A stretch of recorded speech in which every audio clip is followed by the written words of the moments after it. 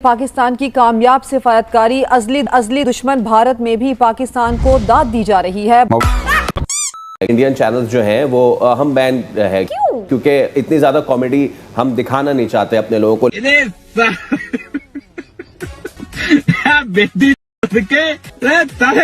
में तो दो लिकट जाएगा यदि बहन पाल रहे हो बेटा। आपका सोशल मीडिया क्या कहता है? Property as receive, property as receive.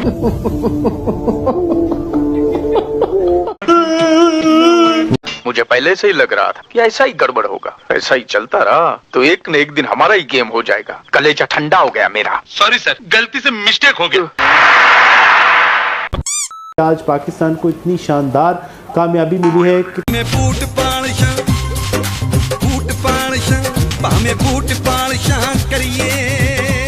Hey motherfucker, you're an absolute fucking moron. Check your phone.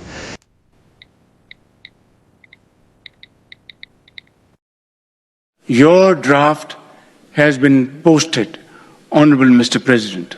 Good. पहली लाइन जो शहबाज शरीफ साहब ने अपने ट्वीट में लिखी, जो 1 बजे के करीब रात को उन्होंने की, उसमें था draft Pakistan prime minister message on x. समझ रहे हैं आप? देखिए अब मैं आपको एक बारीक चीज समझाता हूं। ये दुनिया भर के तज्जियाकार इस पे बात कर रहे हैं कि ये मैसेज शहबाज शरीफ ने खुद नहीं लिखा, और ये भी वो क्लेम कर रहे हैं कि ये मैसेज पाकिस्तान के अंदर से किसी सरकारी महकमे ने भी नहीं लिखा। मैं अच्छी तरह जानता हूं जो सरकारी लैंग्वेज है, मैं जर्नलिस्ट हूं, सारी जिंदगी हमने ये फाइलें पढ़ी हैं, सारी जिंदगी हमने ये डॉक्यूमेंट देखे हैं। तो पाकिस्तान के अंदर से अगर कोई लिखता तो सिर्फ प्राइम मिनिस्टर लिखता, पाकिस्तान प्राइम मिनिस्टर नहीं लिखता, सिर्फ प्राइम मिनिस्टर लिखता। अगर आसिम मुनीर साहब ने लिखा होता या एस्टेब्लिशमेंट ने लिखा होता तो सिर्फ प्राइम मिनिस्टर लिखता, किसी ब्यूरोक्रेट ने लिखा होता तो सिर्फ प्राइम मिनिस्टर लिखते। लेकिन ये किसी और मुल्क ने क्योंकि लिखा है, और जुबान भी वही है जिस किस्म की जुबान डोनाल्ड ट्रंप इस्तेमाल करते हैं या अमेरिकन इस्तेमाल करते हैं। सही पकड़े हैं। तो ये मैसेज लिखा हुआ पहले पाकिस्तान की मिलिट्री एस्टेब्लिशमेंट के पास आया, और शहबाज शरीफ साहब ने एक्साइटमेंट में और उजलत में इतनी खुशी थी कि अमेरिका से मैसेज आ गया है कि इन्होंने फौरी तौर पे उसको ट्वीट कर दिया, ये सोचे बगैर कि इसकी पहली लाइन को मिटाना था। यानी पहली लाइन में ये लिखा हुआ था कि ये पैगाम शहबाज शरीफ साहब अपने ट्विटर से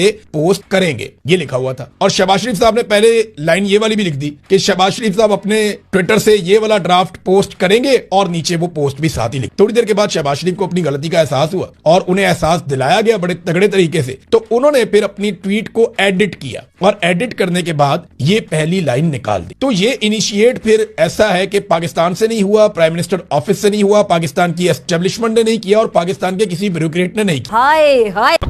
पाकिस्तान ने अपनी कोशिशों से, अपनी एक मुदब्बिराना कोशिशों से एक ऐसा कारनामा अंजाम दिया है कि जिसमें न सिर्फ ईरान और उसके जो अरब ममालिक हैं और इजराइल और अमेरिका, पूरी दुनिया के लिए एक बहुत जबरदस्त नाजुक मोड़ था। वो जो ड्राफ्ट वाला है ना मामला, हाँ। ये बात जो अभी हो रही है, ये बहुत पहले 2 हफ्ते पहले ये डॉक्टर एस जयशंकर ने बता दी थी।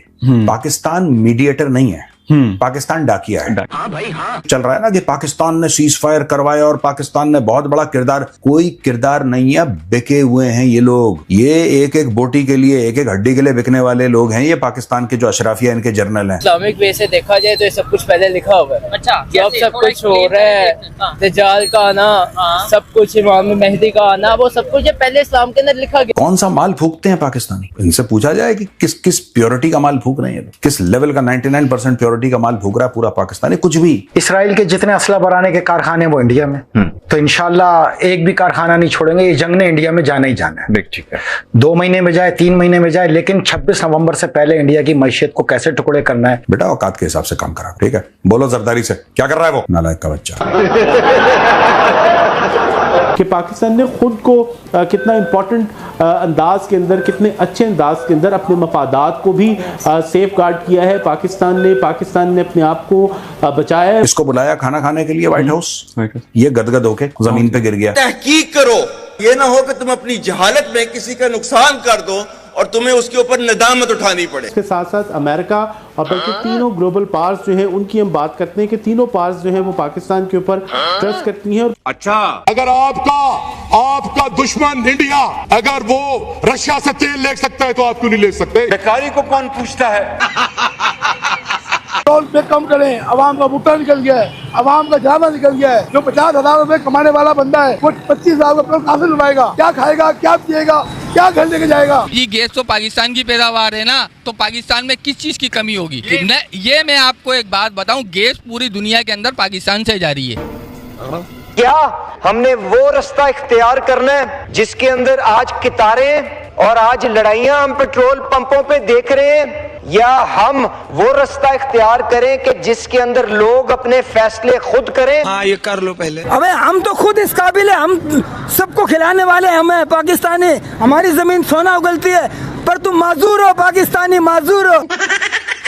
गाली ये टीवी में बैठ के जो ना बातें करने से कुछ नहीं होता, आवाम के बीच में हो तो इंशाल्लाह बहुत कुछ पता चलेगा। पाकिस्तानी अवाम को उठाना पाकिस्तानी जनरलों का मामूल बनता जा रहा है और हम इसका इल्जाम भारत पर डालने के लिए पाकिस्तानी अवाम के टैक्स का पैसा खूब लुटा रहे हैं। डॉलर, पाउंड, रुपया, जितनी भी करेंसी चाहिए सब लुटाई जाए। मैं पूछता हूँ, इतना रुपया पाकिस्तानी अवाम का लगाकर भी हमारा प्रोपेगेंडा कामयाब क्यों नहीं हो रहा? देखिए, हमेशा की तरह हमने अपनी मर्जी की कंट्रोल्ड हुकूमत लाने के लिए पॉलिटिकल इंस्टेबिलिटी पैदा की, लेकिन इमरान खान और उसका आज़ाद social media out of syllabus आ गया। अफसोस, पाकिस्तानी अवाम के टैक्स के इतने पैसे खर्च करने के बाद भी हमें कामयाबी नहीं मिलती। तो हर चीज का हल जबर होता है, सोशल मीडिया एक्टिविस्ट पर दबाव डालो और उन्हें खामोश कराने की कोशिश करो।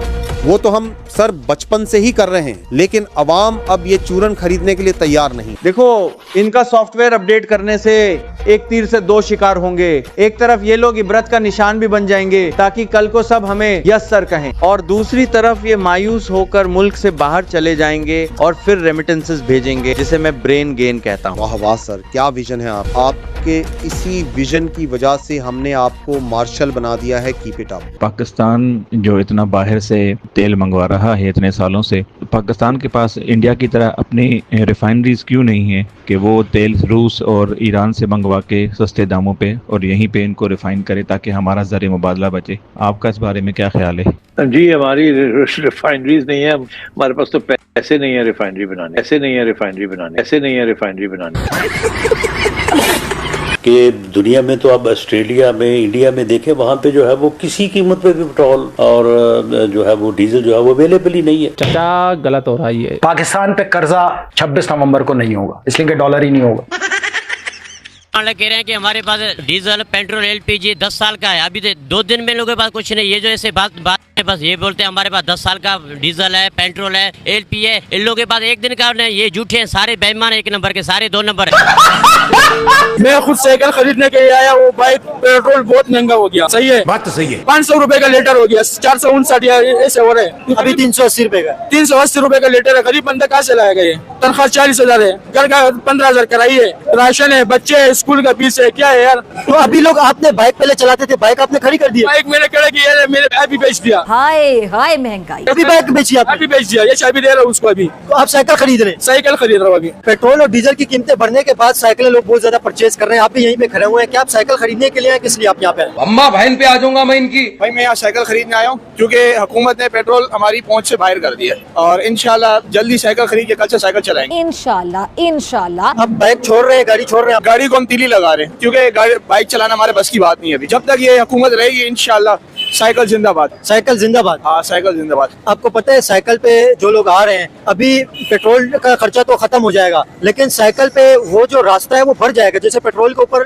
ऊपर जब गाड़ी चलाते थे, बाइक या गाड़ी, तो उसके ऊपर पहले जो आधा घंटे का सफर था वो अभी 1 घंटे, पौने घंटे पे चला जाएगा, 1.25 घंटे पे चला जाएगा। जब नाअहल हुकूमत आएगी फिर यही होगा। अब जहाँ हमारा 2 घंटे का सफर था, अब 4 घंटे हुआ। 1 घंटे का सफर 2 घंटे में चला गया, क्योंकि हुकूमत को कोई फर्क थोड़ी पड़ रहा है। भाई इनकी अयाशियों में कमी नहीं आनी चाहिए, और बाकी हम साइकिल से गुजारा कर लेंगे इंशाल्लाह। आप सभी कंफर्म आपने फैसला कर लिया कि आप साइकिल ही चलाएंगे? इंशाल्लाह हम बाइक को आग लगा के या तो उसे कम कीमत पे बेच के एक साइकिल लेंगे जो मुनासिब होगा। तो साइकिलों की कीमतें भी तो बढ़ गई है ना अभी? क्या कर सकते हैं, हुकूमत से लड़ तो नहीं सकते। लेकिन साइकिलों की कीमतें बढ़ गई हैं, लेकिन पेट्रोल की बचत होगी। हाँ, बचत करने का यही तरीका है, क्योंकि माशाल्लाह हमारी हुकूमत हमारे बहुत ख्याल रख रही है इस टाइम। उन्होंने हमें साइकिल तक तो ला दिया है, अनकरीब इंशाल्लाह हम साइकिल से भी पैदल भी आ जाएंगे।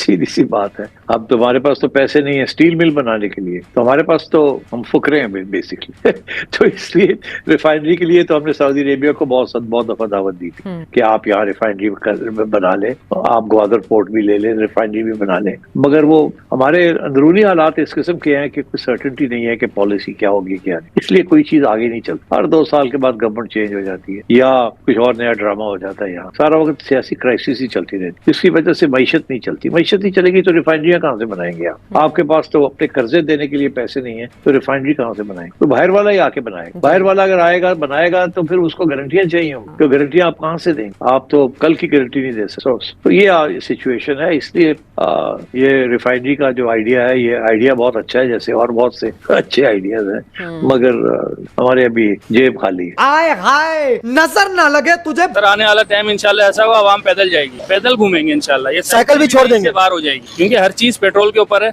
अब गाड़ी जो किराया है वो भी दुगना हो गया है, तो बंदा क्या लाएगा? साइकिल बेचने वाला जाहिर सी बात है वो अपनी रोजी रोटी तो रखेगा, तो हमारे जैसे जो छोटे लेवल के बंदे वो तो पैदल ही सफर करेंगे भाईजान, यही कह सकते हैं। साइकिलों की कीमतें भी आपको पता है 25,000, 30,000, 40,000, 20,000 पे आ गई। सर कम से कम 22-24 से नीचे की साइकिल नहीं है। अभी आप जो साइकिल परचेज कर रहे हैं इसकी क्या कीमत है? 14,500 रुपए भाई बोल रहे हाय अल्लाह।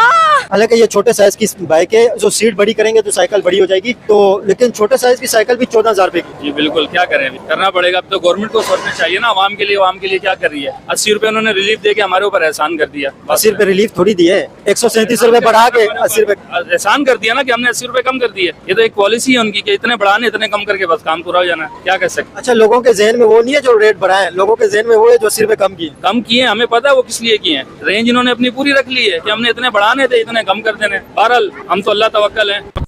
तो खैर पूरा वीडियो आप लोगों ने देख लिया। वीडियो देखने के बाद में आपकी क्या राय है कमेंट सेक्शन है आपका, आप भी कमेंट करके अपनी राय रख सकते हैं। जय हिंद, वंदे मातरम, जय श्री राम, जय श्री राम, जय श्री राम।